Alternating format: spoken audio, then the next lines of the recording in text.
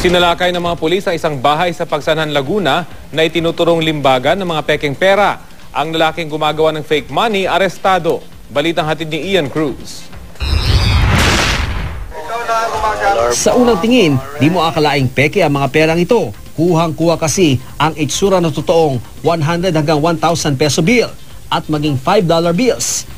Nasa batang mga ito ng Laguna Provincial Intelligence Branch o PIB at Pagsanhan Police. Nagpanggap silang mga buyer sakay kinasang pagsalakay sa isang bahay na itinuturong limbagan ng mga peking pera. Naabutan pa ngang nakasingit sa isang printer ang bond paper na may nakaimprentang 500 peso bills.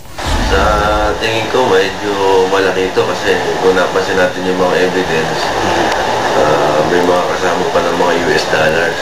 Arestado ang digital graphic artist na si Arnold Ramos nang tanungin kung siya nga ba ang gumagawa ng fake money.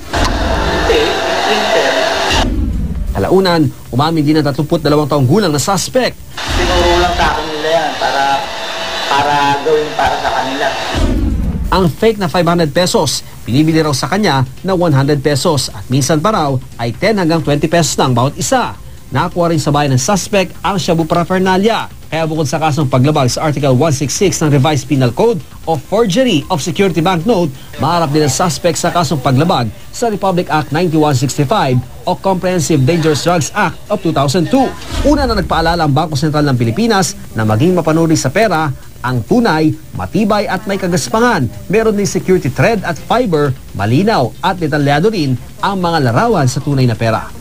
Ian Cruz, GMA News.